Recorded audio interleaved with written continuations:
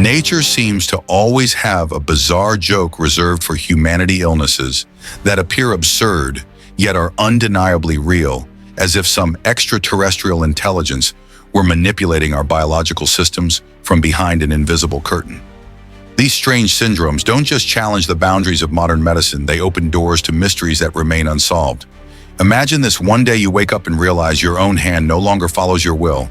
Or worse, you suddenly feel an intense aversion to sunlight and an uncontrollable thirst for fresh blood.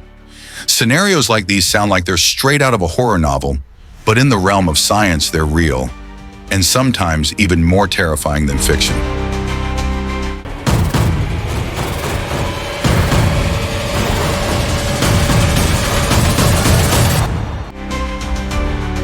Today's journey will take you deep into a realm where logic begins to dissolve and truth becomes a blur, a place where medical syndromes aren't just symptoms, but hidden stories intertwined with history and belief. The first syndrome, named by scientists as alien hand syndrome, is one of the most mysterious phenomena ever recorded in the history of neurology. Unlike contagious diseases that once spread widespread fear, this syndrome doesn't kill. But its sheer strangeness has left the scientific world humbled before the unexplainable. Even its name carries a supernatural tone. Alien hand. But what does that actually mean? Most of us have experienced moments of confusion, like when you search frantically for your keys only to realize they've been in your hand the whole time.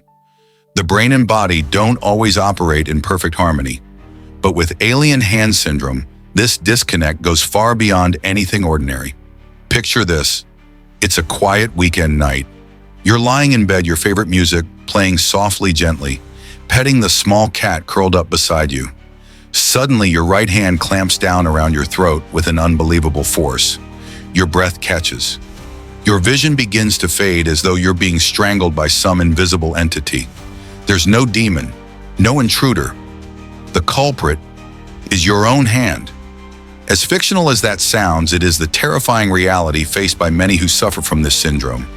That hand seems to have a mind of its own, a separate consciousness, a will independent of yours, and worse still, no empathy for the rest of your body. According to neurologists at Stanford University, alien hand syndrome is an extremely rare disorder that occurs when the connection between the two hemispheres of the brain is disrupted, often due to surgery, stroke, or trauma. When this happens, one part of the brain, typically the hemisphere responsible for motor functions, begins to operate independently and spontaneously, no longer inhibited by the region that governs conscious control. People with this syndrome have no control over their hand. They might be putting on a shirt only for the other hand to automatically pull it off. They might be writing and suddenly the rogue hand rips the paper to shreds. These strange actions usually occur without pain or physical discomfort, which makes them all the more disturbing. It's as if some other being is living inside your body, watching you and acting on its own. Some patients even go so far as to name their alien hand, treating it like a separate entity. One person named it Frank, another called it Shadow, and they live in constant vigilance, as if sharing their body with a silent enemy. Although this syndrome is rare, it is real, and it remains a bizarre puzzle piece in the vast mosaic of medical mysteries science has yet to fully understand. In a world where science continues to advance at breathtaking speed, phenomena like alien hand syndrome serve as a reminder there are still things beyond our comprehension and possibly not entirely of this earth. People suffering from alien hand syndrome not only endure the strange involuntary movements of their own limb, but also face deep psychological distress that's difficult to describe. Every day is an exhausting battle between willpower and a part of their body that no longer obeys commands. Innocent actions like the right hand lifting a slice of apple to the mouth only for the left hand to snatch it away occur repeatedly, leaving them drained and disoriented. Sometimes the situation goes beyond mere oddity. Some patients report slapping themselves without warning, as if some invisible force were controlling them from within. These uncontrollable behaviors are not only disruptive, but also lead to social misunderstandings. Many are mistaken for having psychiatric disorders or even believed to be possessed because who would ever imagine that a hand could act as a separate conscious being? This strange syndrome was first documented in 1909. To date, only around 40 to 50 official cases have been diagnosed worldwide. However, experts believe the real number may be significantly higher, as many cases are misidentified as other neurological or psychological conditions. According to neurologists at the Boston Institute for Neurological Research, most patients with this syndrome have damage in specific brain regions, especially in the frontal lobe, which plays a critical role in behavior regulation and motor control. To understand this condition more deeply, we must return to the fundamental structure of the human brain, a neural organ more sophisticated than any supercomputer ever built. The human brain is divided into two hemispheres, each containing 4 lobes with distinct but tightly interconnected functions. Among them, the frontal lobe is central to planning, organizing behavior, regulating movement, and managing emotions. When this region is damaged due to stroke, surgery, or disease, the link between consciousness and action is severed, resulting in bizarre involuntary behaviors the patient cannot control. Under normal circumstances, sensory information is processed in the frontal region, which then sends signals to motor neurons that control muscles to perform actions. This entire process happens in a fraction of a second. The bridge between the two hemispheres, the corpus callosum, acts like a high-speed data cable, allowing the brain's two halves to coordinate seamlessly. But when this system is damaged, such as by surgery or a stroke, the bridge can be severed. And like a computer gone haywire, the arm begins to operate according to its own commands without the owner's consent. Although not fatal, this syndrome leaves deep psychological scars, forcing sufferers to live in a state of constant alert, not toward the outside world, but toward their own body. A typical case is that of Karen Burns, a woman from Oregon. For 17 years, she lived with epilepsy, a neurological disorder that disrupts the brain's electrical activity. The condition caused her to experience sudden seizures, strange sensations, and even moments of unconsciousness without warning. Karen first developed the illness at age 10, and as she grew older, the seizures became more frequent and severe, turning her life upside down. Refusing to live in constant fear and helplessness, she opted for surgery to remove the part of her brain responsible for triggering the abnormal signals. However, during that very procedure, her body began to show strange signs of what would later be identified as alien hand syndrome. The surgical intervention had unintentionally disrupted the connection between functional regions of her brain, giving rise to a second will, an independent force residing within her own body. Her right arm began to perform actions beyond her control, from yanking at her clothes to knocking over a glass her left hand was holding. It was no longer a part of Karen. It was a separate entity with its own intellect and behavior living inside her body. In severe cases, like Karen's, doctors were forced to take an even more extreme measure, removing part of the corpus callosum, the thick band of white matter deep within the brain. This structure acts as a vital bridge connecting the two cerebral hemispheres, enabling them to exchange information and coordinate action. The corpus callosum is like a high-speed communication system between the left and right sides of the brain, ensuring that each half knows what the other is doing. Typically, the left hemisphere takes the lead in regulating conscious activity, language, and motor functions. In most similar surgeries, partial removal of the corpus callosum yielded positive results, stopping seizures and allowing patients to return to a relatively normal life. But Karen wasn't among them. After surgery, everything initially seemed fine. She woke up, spoke to the doctors, and showed no signs of seizures. Hope flickered in the eyes of her family and medical team. But only a few hours later, something strange began to happen, something that left everyone unsettled. While speaking with a doctor, Karen suddenly began to do something odd. Her left hand started unbuttoning her shirt slowly, deliberately, not in panic, but as if being guided by another will. Karen was fully aware of what was happening and felt embarrassed and confused. But no matter how hard she tried, she couldn't stop her hand. Even when her right hand tried to rebutton the shirt, her left hand stubbornly repeated the act as if stuck in an unbreakable loop. The doctors quickly realized that something in Karen's neural structure had been seriously disrupted. Her left hand at that moment was no longer just a part of her body. It had become a separate being with its own will, and worse yet, it wasn't friendly. From that moment on, her left hand began to exhibit increasingly uncontrollable behavior. It would yank at her clothes, drop objects, and even try to tear her clothing off in fits of panic. It was a scene straight out of a horror movie, but it was undeniable reality. A silent war was unfolding inside this unfortunate woman's brain between two hemispheres that once worked in harmony, but had now become invisible enemies. Doctors concluded that while the removal of the corpus callosum had successfully ended her violent seizures, it had also severed the communication between her brain's two halves. This resulted in an extremely rare but devastating side effect, alien hand syndrome. And sadly, there was nothing more they could do to reverse the damage. Karen's life afterward became a strange and painful journey. Every simple action had the potential to become a bizarre internal conflict.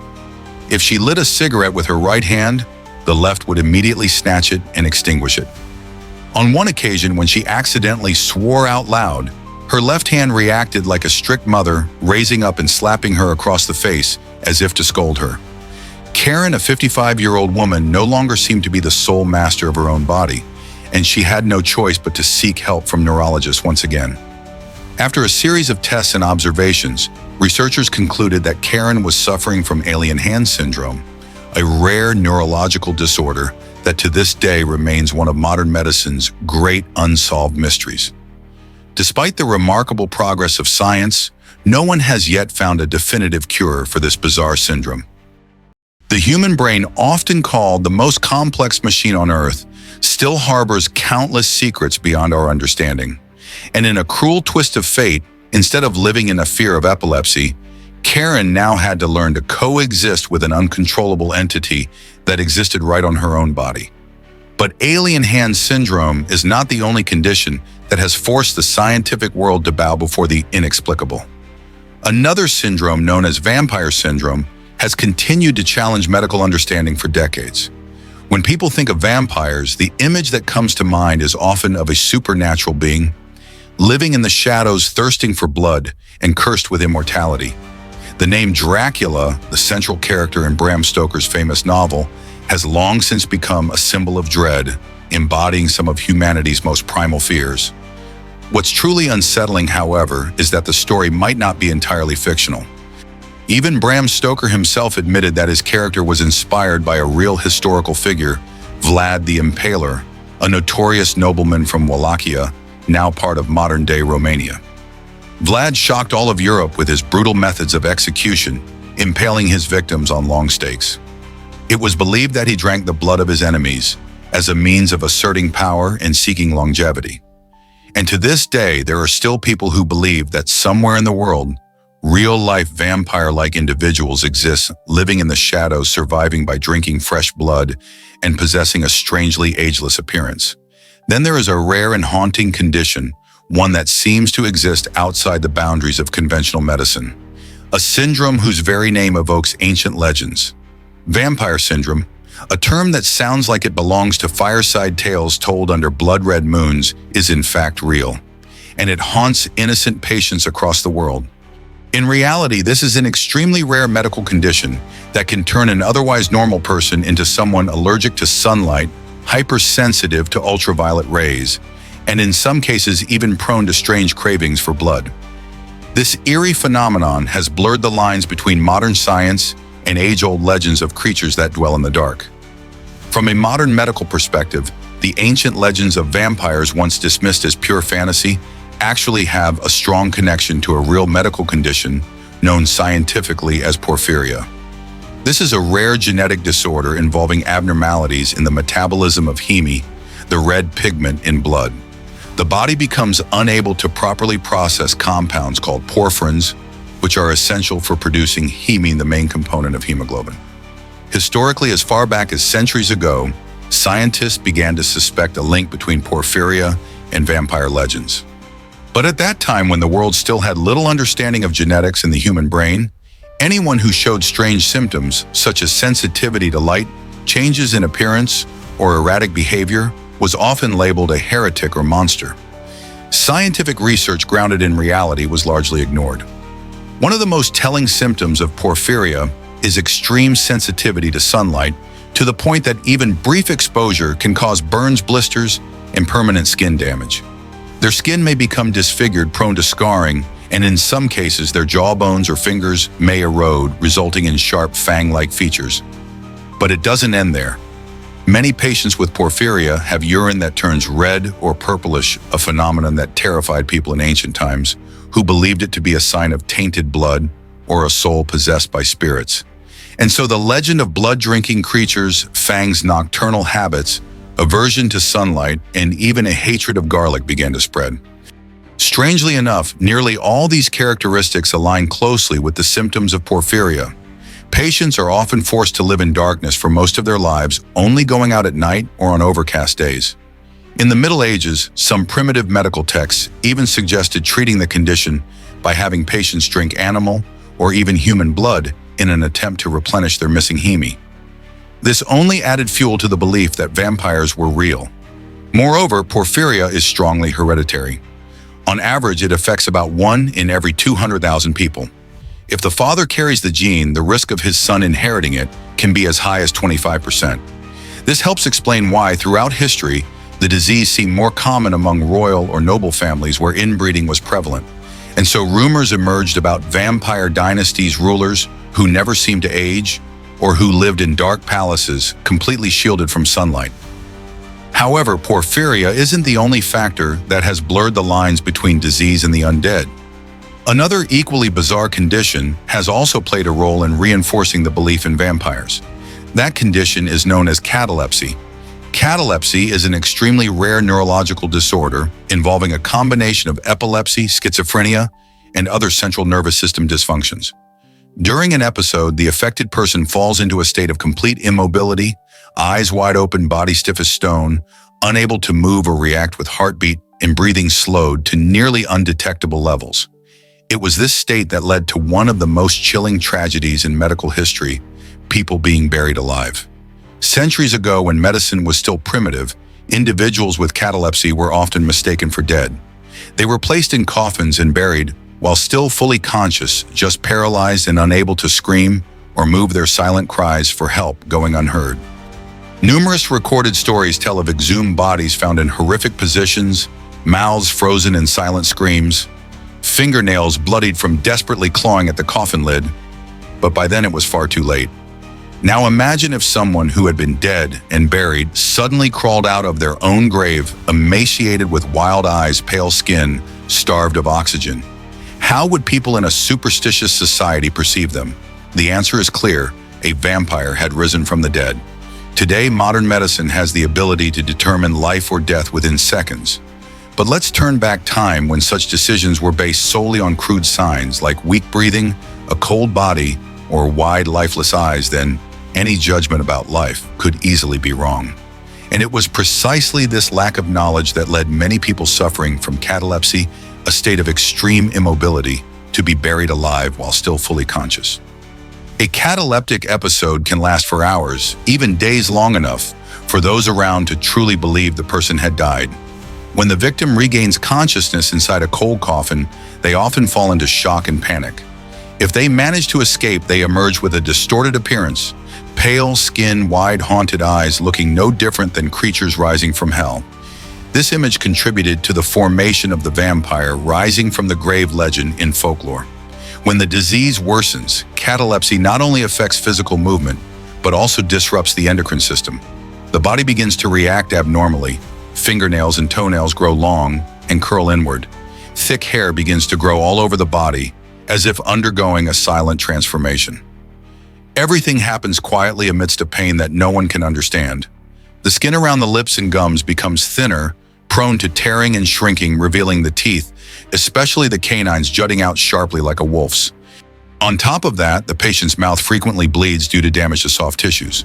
That image, a pale person with sharp teeth and blood around their mouth, sent shivers down the spines of those who witnessed it and unavoidably called to mind the legend of blood-sucking vampires.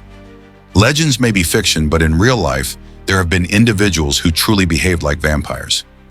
In the 1940s in England, the media was shaken by a horrifying case. A 29-year-old man named Neville Heath brutally murdered several young women and drank their blood as if performing a barbaric ritual. He wasn't just a killer, he lived with the belief that he was a creature of darkness. Another shocking case in recent times is the story of two brothers, Simon and Josh Colin. When Simon was born just a few hours later, his mother noticed something unusual. His body temperature dropped rapidly. Strange burn-like marks appeared around his eyes and arms, even though the baby had never been exposed to sunlight. By his 4th month, Simon nearly died from an uncontrollable spike in body temperature because his body was unable to sweat to cool itself. As time went on, the signs became clearer. He hadn't grown any teeth, even at 6 months old. His skin was always pale, and his eyes seemed vacant, soulless. Doctors warned the family that if they had more children, the same genetic condition could be passed down. And sure enough, his younger brother Josh was also born with the same syndrome. Today, both brothers are forced to live in carefully shielded environments. Whenever they go outside, they must wear protective clothing, wide-brimmed hats and sunglasses, as if stepping into an alien world where light itself is the enemy of their bodies. Their unusual appearance, ghostly white skin, long canine teeth, and cold stares makes them stand out and often leads to rejection. In the eyes of society, they are no different from vampires living in the 21st century. But behind that strange exterior are fragile souls who fight every day against chronic pain and invisible prejudice. No one chooses how they are born. No one deserves to be feared simply for being different. Perhaps vampires, as we've always imagined, never truly existed. What has always existed, however, is human fear of the unexplainable. And so we gave it a name: monster. Fortunately, modern science is gradually dispelling the darkness surrounding these mysterious syndromes. New treatments and advances in genetic research have opened the door of hope for patients like Simon and Josh, so they can truly live not in the shadows, but in the light of understanding and compassion. The two syndromes, catalepsy and porphyria, force us to confront a deeper question: what truly defines a human being? Their body or their mind? When instinct spins out of control, when appearance and behavior diverge from the norm, are they still considered human in the eyes of society? Though not pandemics, and though they do not cause mass death, these syndromes leave behind a terrifying echo in the lives of those who suffer from them, a silent, unrelenting loneliness. They are not merely diseases, but mirrors reflecting humanity's most primal fears: the fear of being misunderstood, rejected, and imprisoned within one's own body. And who knows? Perhaps one day, thanks to the tireless progress of science, we won't just find cures, but also gain a deeper understanding of the human condition itself. Because the journey to uncover the essence of life has never truly ended.